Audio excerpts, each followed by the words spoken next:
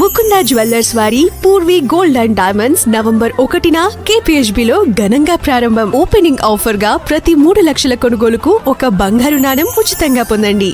Welcome to Telugu popular TV. ఇప్పుడు Telangana BJP అధికార ప్రతినిధి సంగప్ప గారు ఉన్నారు. సంగప్ప గారు, ఇప్పుడు జూబ్లీ హిల్స్ బై ఎలక్షన్ సంబంధించి మీ స్ట్రాటజీ ఏంటి? అంటే ప్రధానమైన పోటీ బీఆర్ఎస్ కాంగ్రెస్ మధ్య ఉంది అనేది కొంత ప్రచారం జరుగుతుంది. మీకు హోప్స్ ఎట్లా ఉన్నాయి? నమస్కారం సార్. జూబ్లీ హిల్స్లో భారతీయ జనతా పార్టీ మంచి మెజారిటీ గెలబోతుంది.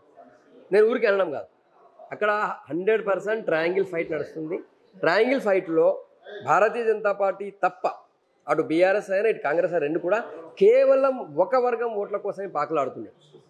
సార్, జూబ్లీ హిల్స్లో 1,00,000 ఓట్లు ఒక వర్గానికి సంబంధించినవి.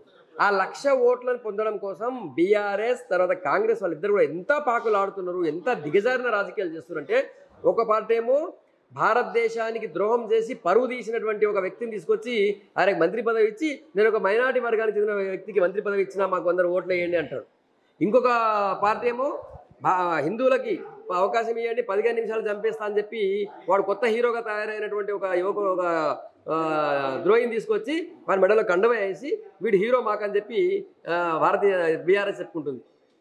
పైగా కేటీఆర్ ఏమంటాడంటే, నేను అధికారం గెలిపించండి, మేము అధికారంలో కాగానే మీకు ఏడ కావాలంటే ఆడ ఖబరస్థానాలు కట్టిస్తా అంటాడు. సార్, జూబ్లీ హిల్స్లో మరో 3 లక్షల మంది ఓటర్లు హిందువులు ఇతర వర్గాలకు సంబంధించిన వాళ్ళు. ఆ 3 లక్షల మంది మనోభావాలు దెబ్బతీసే విధంగా వాళ్ళ ఇళ్ల మధ్యలో తీసుకొచ్చి ఖబరస్థాన్ కడతా అంటే, లేదా హిందువులు చంపుతానని తీసుకొచ్చి మెడలో కండువ వేస్తా అంటే ఇక్కడ ప్రజలు ఎందుకు ఒప్పుకుంటారు సార్? కాబట్టి మెజారిటీ ప్రజల యొక్క మనోభావాలను కాపాడేది కేవలం భారతీయ జనతా పార్టీ మాత్రమే. వాళ్ళిద్దరు కూడా ఒక వర్గం ఓట్ల కోసం హిందువుల్ని ఇతర మతస్థుల్ని దారుణంగా అవమానపరుస్తున్నారు. ఇది అక్కడ ప్రజలు గుర్తించారు. అందుకే భారతీయ జనతా పార్టీకి మాత్రమే ఓటేస్తారు. గత అసెంబ్లీ ఎన్నికల్లో 25,000 ఓట్లు మాత్రమే వచ్చాయి బీజేపీకి. ఎట్లా మైలేజ్ ఏం పెరిగింది ఈ మధ్యకాలంలో? సార్, అసెంబ్లీ ఎలక్షన్లో మాకు కేవలం 8 సీట్లు మాత్రమే వచ్చినాయి. మీరు నెక్స్ట్ 6 నెలల్లో జరిగినటువంటి లోక్సభ ఎన్నికల్లో 8 ఎంపీ సీట్లు వచ్చినాయి. అంటే 7 అసెంబ్లీ కాన్స్టిట్యున్సీకి ఒక లోక్సభ అంటే 8,756, దాదాపు 56-57 అసెంబ్లీ నియోజకవర్గాల లెవెల్లో భారతీయ జనతా పార్టీ గెలిచింది సార్. చాలా నియోజకవర్గాల్లో మేము ఎహెడ్గా వచ్చాం. లోక్సభ ఎలక్షన్ వచ్చింది. లోక్సభ ఎలక్షన్లో మేము కాంగ్రెస్ పార్టీకి ఈక్వల్గా, అంటే అధికార పార్టీకి ఈక్వల్గా సీట్లు సాధించాము. ఆ తర్వాత ఇటీవల కాలంలో జరిగినటువంటి ఎమ్మెల్సీ ఎలక్షన్లో 3 MLC election జరిగినట్లయితే 2 MLC ఎలక్షన్లని Bharatiya Janata party చాలా సునాయాసం గెలుచుకున్నది. టీఆర్ఎస్ మొత్తానికే లేదు. కాంగ్రెస్ పార్టీ 100 కోట్లు పెట్టినా కూడా పొన్నం ప్రభాకర్ గారు ఏదో ఛాలెంజ్ చేశారు కదా, ఆయన జిల్లా ఆయన నియోజకవర్గంలో భారతీయ జనతా పార్టీ అభ్యర్థి గెలిచాడు. వాళ్ళ అభ్యర్థి 100 కోట్లు పెట్టాడు, అయినా కూడా మేము గెలిచినాం. అది భారతీయ జనతా పార్టీ. అంటే పార్లమెంట్ ఎన్నికల్లో వచ్చిన ఫలితాలు ఇక్కడ పునరావృతం అవుతాయని చెబుతున్నారు మీరు. అయితే పార్లమెంట్ ఎన్నికలు అనేది 3ని చూసేస్తారు. జాతీయ స్థాయి రాజకీయాలు కదా, ఇక్కడ పక్కా లోకల్ కదా ఇప్పుడు జూబ్లీ హిల్స్ బై ఎలక్షన్స్కి సంబంధించి.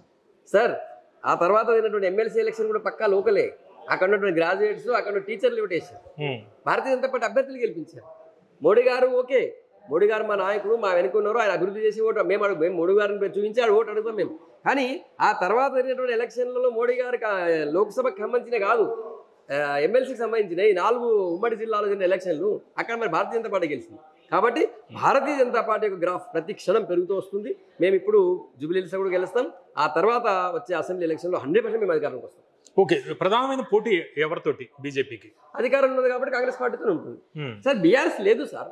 బీఆర్ఎస్ మొన్న చెప్పాను కదా, మొన్నటి ఎమ్మెల్సీ ఎలక్షన్లో బీఆర్ఎస్ పోటీ చేయలేదు, వాళ్ళ అభ్యర్థినే పెట్టలేదు. వాళ్ళు కాంగ్రెస్ వాళ్ళు ఏదో లాస్ట్లో పెడతారు, ఇంకా వాళ్ళ అభ్యర్థిని పెట్టే స్థాయిలో లేరు వాళ్ళు. అంటే సిట్టింగ్ స్థానం కదా, దాని ప్రభావం ఉండదా? సిట్టింగ్ స్థానం కదా సార్. హుజురాబాద్లో సిట్టింగ్ స్థానాన్ని బై ఎలక్షన్లో భారతీయ జనతా పార్టీ గెలిచింది. దుబ్బాకలో సిట్టింగ్ స్థానాన్ని భారతీయ జనతా పార్టీ గెలిచింది. మునుగోడులో సిట్టింగ్ స్థానం పైన మేము పోటీ చేసి కేవలం ఏమంటాం తుడిలో మా విజయం మిస్ అయింది. మేము సిట్టింగ్ స్థానాలు కూడా పోటీ చేసి గెలిచాం కదా సార్, అది చరిత్ర సార్.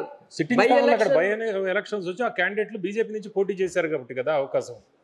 హుజురాబాద్లో ఈటెల రాజేందర్ బయటకు వచ్చి మళ్ళీ మీ దగ్గర నుంచి పోటీ చేశాడు కాబట్టి గెలిచాడు. ఇక్కడ పరిస్థితులు వేరు కదా సార్. దుబ్బాకలో రఘునందన్ బీజేపీ నాయకుడు సార్, ఆయన బయట టీఆర్ఎస్ నుంచి రాలేదు మాకు. ఆయన అంతకుముందు ఎంపీ పోటీ చేశాడు, ఎమ్మెల్యే పోటీ చేశాడు, ఆ తర్వాత బై ఎలక్షన్ పోటీ చేసి గెలిచాడు. ఒక ఎలక్షన్ అట్లా జరిగిండొచ్చు కాదన. కానీ దుబ్బాక మా నాయకుడే. అంటే లాస్ట్ మినిట్ లో ఏదైనా మ్యాజిక్ జరుగుతుందని ఏదైనా భావిస్తున్నారా బీజేపీకి అనుకూలంగా? సార్ మ్యాజిక్ అవసరం లేదు.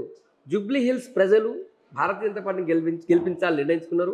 జూబ్లీ హిల్స్లో ప్రశాంతమైన బతుకు ఉండాలా, అభివృద్ధి జరగాల, అభివృద్ధి కోసం ఒక గళం వినిపించే వ్యక్తి కావాలనుకుంటే దీపక్ రెడ్డికి వేయాలని చెప్పి అందరూ అనుకుంటున్నారు.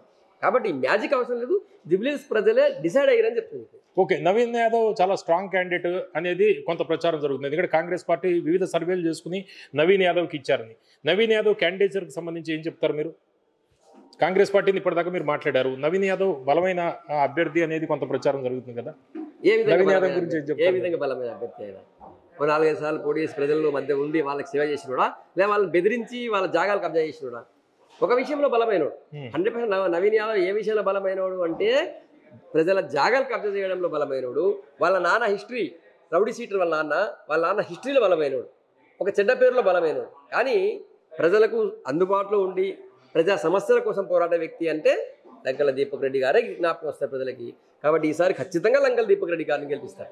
అంటే చంద్రశేఖర్ యాదవ్ రౌడీ షీటు, ఆ రౌడీ నేపథ్యం అదంతా కూడా మీరు ప్రచారం చేస్తున్నారా నియోజకవర్గంలో? మేము చేయాల్సిన అవసరం లేదు. మేము పోతే వాళ్ళే చెప్తున్నారు కదా, ఆ కాన్ఫరెన్స్ లో ప్రచారానికి వెళ్తే వాళ్ళే చెప్తున్నారు. మేము ఎవరికి కూడా ఏం చెప్తున్నారు? ఆయన చరిత్ర చెప్తున్నారు.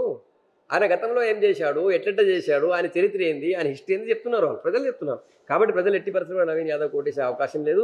నవీన్ యాదవ్కు ఓటు వేయట్లేదని ప్రజలు ఓటేసేయడానికి సిద్ధంగా లేదని తెలిసి మైనారిటీ ఓట్ల మీద ఆధారపడి 1,00,000 ఓట్లు ఉన్నాయి అక్కడ అని చెప్పి వాళ్ళ మీద ఓట్ల మీద ఆధారపడి మైనారిటీలను ఆకట్టుకునేందుకు నానా తంటాలు పడుతుంది రేవంత్ రెడ్డి గారు. అందులో భాగంగానే ఇది కబ్రస్థాన్ మిలిటరీ జాగా ఇచ్చిండు. మిలిటరీ కాదంటే మళ్ళీ ప్రజలందరి మధ్యలో మన హిందూ తర్వాత ఇతర మతస్థుల యొక్క ఇండ్ల మధ్యలో తీసుకుపోయి వాళ్ళకి శ్మశానం కట్టిస్తా అంటాడు. ఓటు ఆపేసింది దాన్ని, అది వేరే విషయం. కానీ చెప్తున్నాను, మైనారిటీ ఓట్లు అయితేనే గెలుస్తాను ఒక నమ్మకంతో మాత్రమే తంటాలు పడుతుంది. సింపతి ఇప్పుడు సునీత గారికి సింపతి ఏం పనిచేయదా సార్? 15 సంవత్సరాలు ఎమ్మెల్యే సార్ అక్కడ ఆయన. 10 సంవత్సరాలు. ఆ 15 సంవత్సరాల్లో ఆయన ఏం చేసింది, ఏం చేయాలి జనం చూస్తారు కదా సార్. సింపతి జనరల్ గా ఉప ఎన్నికల్లో సింపతి అనేది పనిచేస్తుంది. కోల్పోయి ఉండొచ్చు. ఆయన భర్త కోల్పోయినా కూడా 15 సంవత్సరాల్లో బీఆర్ఎస్ చేసిన అభివృద్ధి చూస్తారు. మొదటి. రెండోది బీఆర్ఎస్ తెలంగాణ రాష్ట్రంలో ఇంత తుడుచుకోబెట్టుకోబోతుంది సార్. దుబ్బాకలో జరిగినటువంటి ఎలక్షన్లో సింపతి పనిచేయలేదు.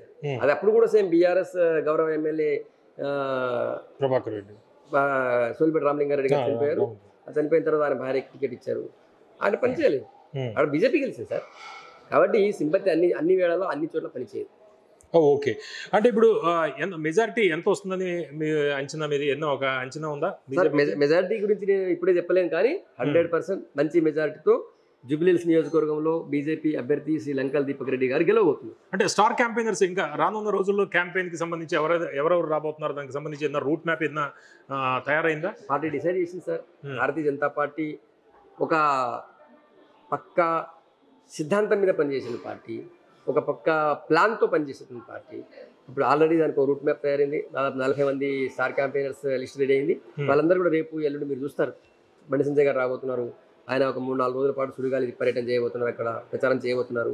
నేషనల్ లీడర్స్ రాబోతున్నారు. పవన్ కళ్యాణ్ ఏదైనా వచ్చే అవకాశం ఉందా? అది పార్టీ చూస్తుంది సార్. నాకు ఇంకా ఇప్పుడు దాకా దానికి సంబంధించి అప్డేట్ లేదు. డిస్కషన్ ఉన్నట్టుంది పార్టీలో, బట్ నాకు సమాచారం లేదు. Okay, thank you.